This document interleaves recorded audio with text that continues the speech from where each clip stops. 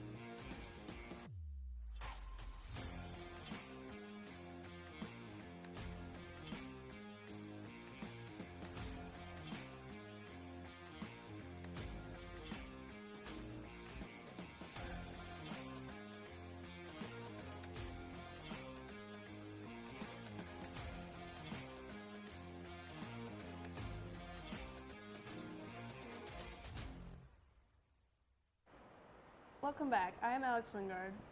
And I'm Amber Filyaw. A Navy SEAL candidate died and another remains hospitalized after completing the elite military unit's Hell Week training. The Navy says they started to show symptoms of sickness several hours after finishing the training. 24-year-old Kyle Mullen of Manalapan, New Jersey, died in the hospital Friday. He had played football at Yale University and Monmouth University, and he's being remembered as a great human being. A tragic story out of Florida, where a woman fell to her death Sunday after a drawbridge went up as she was walking across it. Now investigators are working to figure out why it happened and who is responsible. Investigators say this horrific series of events started around 1 in the afternoon, where the woman was walking her bicycle along the bridge from the town of Palm Beach to the West Palm Beach, next to eastbound lanes. She hasn't been identified, and West Palm Beach police detectives are currently reaching out to her family.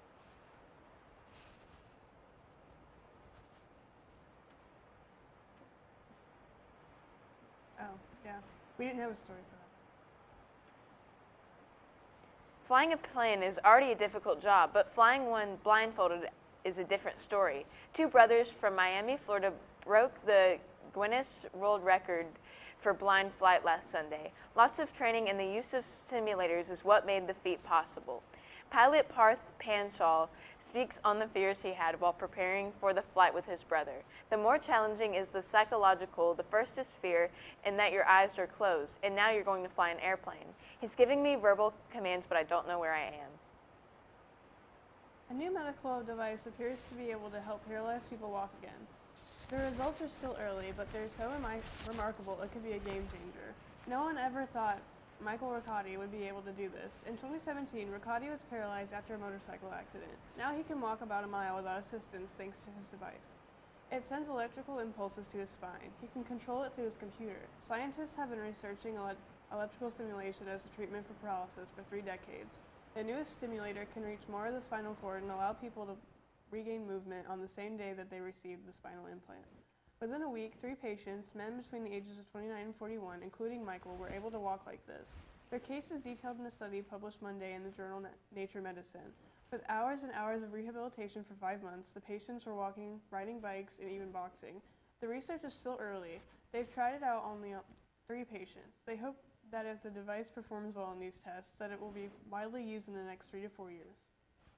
In Texas, Democrats are calling for a Harris County GOP precinct chair to step down. This after she made controversial proposals to the county party platform. Meanwhile, the county GOP advisory board is condemning the proposals as offensive. Resolutions for 2022. This is the list of 8 items authored by Carla Richburg as a proposal for the Harris County GOP to adopt as political platform. They include reducing gay marriage to civil union, labeling all Chinese nationalists as spies and forcibly removing them from the country, and wage war on all invaders at the Texas border by deadly force. The Harris County Republican Party Advisory Board, hammering down on this list from one of their own, saying in part, "We anonymously condemn the tone and content of this resolution as being offensive to the values of the Republican Party." The Harris County Democrats, though, say condemning this list is not enough. They want to see Carla Richburg out of office. But as a Republican strategist says, not so fast. I spoke with her husband by phone tonight, telling me they were not aware of the backlash or calls for resignation, saying my wife is not a bad person. What she intended was maybe not so well stated. We Don't Talk About Bruno is the first song from an animated Disney musical ever to hit #1 on the Billboard for a second week in a row. One person stated, "I think the fun of it is that's a very universal experience of in every family. There's the things you can talk about at dinner and the things you can talk about if this person's not around. And so the notion of this thing we don't talk about, but we're obsessed with talking about it because we're not allowed to talk about it." A unified NATO is telling Russia, stay out of Ukraine, don't even think about invading a NATO ally. NATO relies on momentum, and a lot of the momentum is generated by a sense of threat and fear, said Andrea Kendall-Taylor, a former senior intelligence officer dealing with Russia. NATO is especially important now for those states bordering Russia, like Baltic nations and Poland, a country which has had deepening strains with its European partners over the protection of core democratic principles, which Brussels accused the government in Warsaw of eroding. Ye Olde Fighting Cocks in St. Albans, just north of London, claims it's been open since the year 793. If that's true, it means the establishment survived the Black Death plague that ravaged Europe. The owner blames COVID-19 for making conditions too difficult to remain open. He admits things were getting tough even before the pandemic, though. In fact, a quarter of the United Kingdom's pubs closed between 2008 and 2018 as people ditched them to drink in restaurants or at home. Ye Olde Fighting Cocks is named after the 11th century building it is located in, which used to host cockfights. Impacted vehicles include 2021 and 2022 model X, S3, and Y. The problem is the seatbelt chime fails to sound in some Teslas when a driver exits the vehicle while it is ringing and then re-enters. Since that chime is controlled by software, Tesla plans to fix the issue by sending an over-the-air update. That means owners will not have to bring their vehicles to a service center for the fix. It marks the second time this week Tesla has issued a recall. The first was related to a problem with the company's self-driving software that let vehicles in its pilot program roll through stop signs without coming to a complete stop. And now let's check on our weather. Madison, what can you tell us? Today began with temperatures in the 20s, but it will warm up this afternoon. All of that and more right after this break. I can't talk.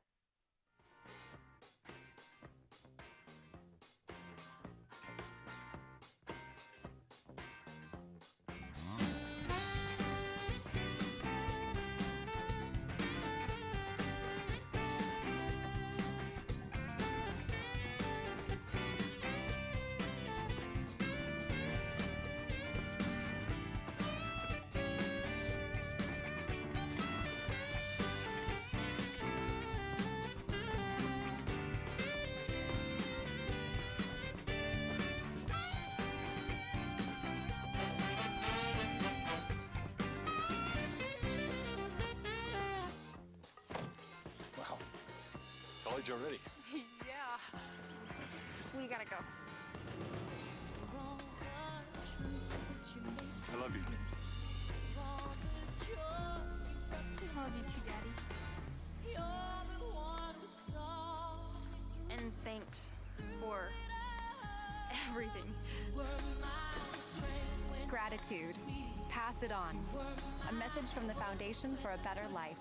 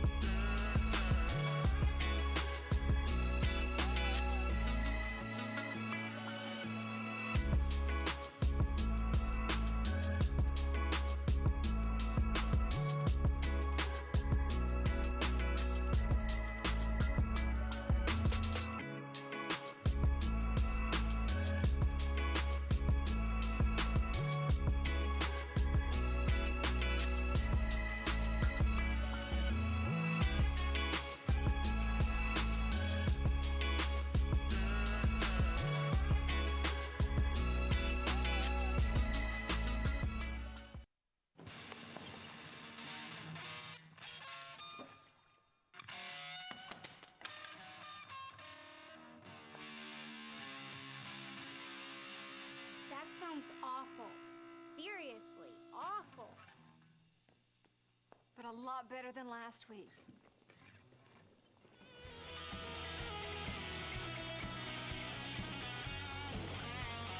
We weren't born to follow.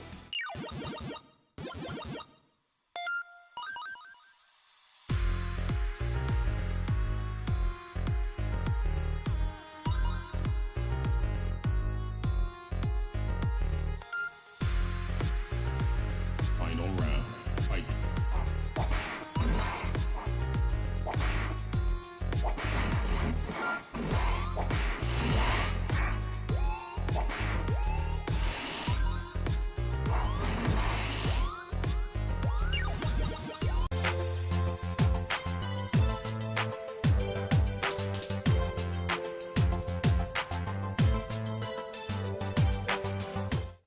Welcome back. I'm Madison Johnston with your weather, and let's take a look at our weather at glance.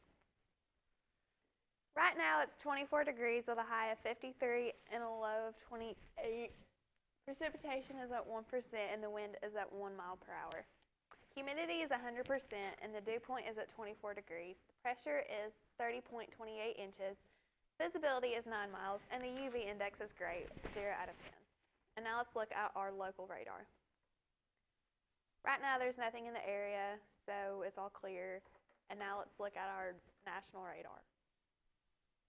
There are storms moving across Florida, and there are snow and ice storms moving at the Canadian border. And let's look at our 7-day weather. Wednesday will be a high of 59 and a low of 32 with sunny skies. Thursday will be mostly sunny with a high of 61 and a low of 32. Friday will also be sunny with a high of 64 and a low of 28. Saturday will be partly cloudy with a high of 59 and a low of 30. Sunday will be partly cloudy with a high of 43 and a low of 20. And Monday will be sunny with a high of 49 and a low of 21. That's all I have for weather, and now here's Eli with your sports. If you missed the men's box basketball game or some more Olympics, we will have coverage on that and more after this commercial break.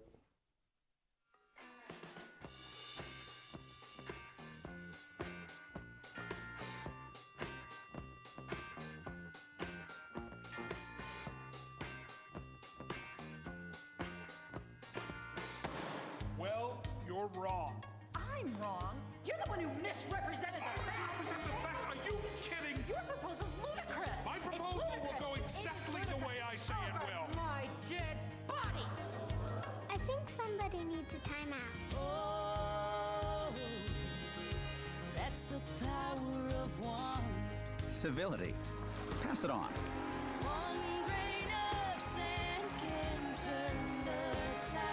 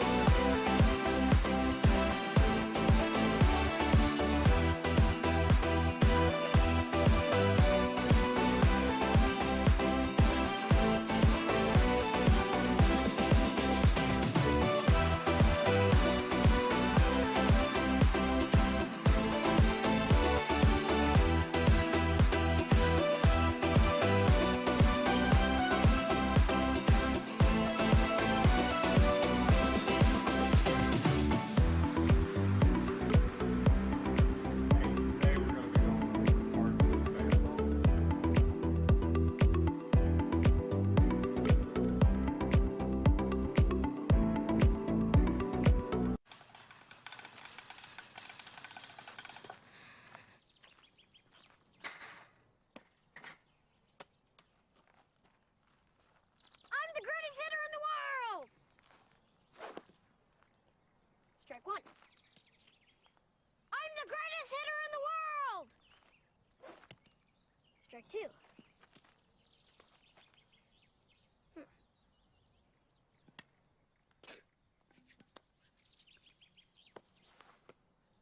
I'm the greatest hitter in the world!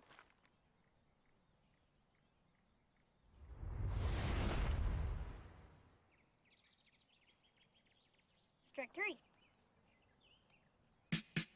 Wow. I'm the greatest pitcher in the world.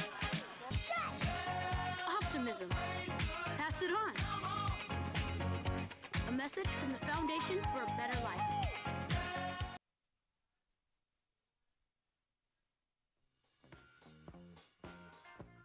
Welcome back. I'm Eli Dunn with your sports. The Chattanooga Mocs captured a 74-72 overtime win over Mercer and Hawkins Arena last night. Mocs are 20-5, 10-2 in the Southern Conference. The Bears moved to 13-12, 6-6 in the league. 99th overtime game in school history with the 54-45 mark. 45th time in a regular season SoCon game, going 25 of 20 in those instances. 5th time in the 8 years Mercer has been a SoCon member. The game in Macon was extended into extra time 2-3 in the 5 contest. As the Golden State Warriors took on the Oklahoma City Thunder on Monday, Klay Thompson said he tried not to think of the night 6 years ago when he torched the Thunder, knocking down 11 three-pointers in the Western Conference Finals, but as he knocked down 2 back-to-back threes to seal the Golden State's 110-98 win, it was hard for him not to go back to that Game 6 performance. Back in 2016, he even repeated the same words he said all those years ago, "This is my house." Beijing Winter Olympics mascot Bing Duen Duen is a big hit at the Games. The mascots are inflicting huge cheers from crowds sometimes louder than those heard for athletes. Competing Bing Duen Duen can be easily spotted at event sites in the stands or signage and on flags. Wild stuffed BDDs are given to the medalists. That are reports that souvenir shops are already sold out. And before we send off back to News Desk, we would like to wish luck to the Bears and Barrett's night game against Walker Valley. That is all I have for sports. Stay tuned for more news after this break.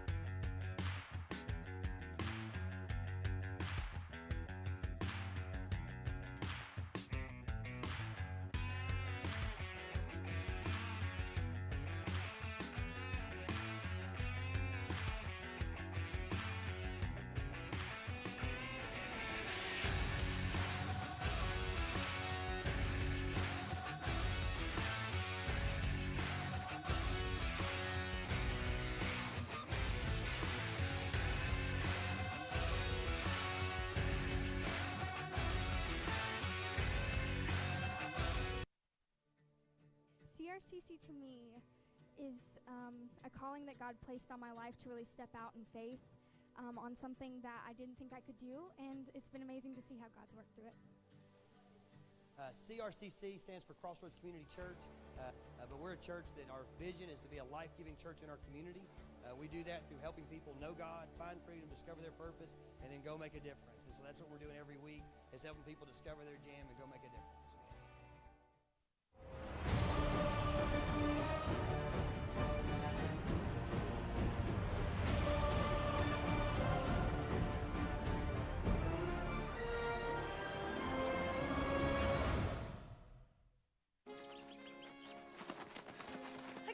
We broke Old Man Hennessy's window. Correction, dude. You broke. I just threw the ball. This is really bad. What are we gonna do? Dude, kiss your life goodbye. See ya. Sorry, dude. Keep smiling, keep shining. No, Hi. you can. Tell him it was an accident, and we can fix the window. I'll come with you. Oh, that's what friends are for.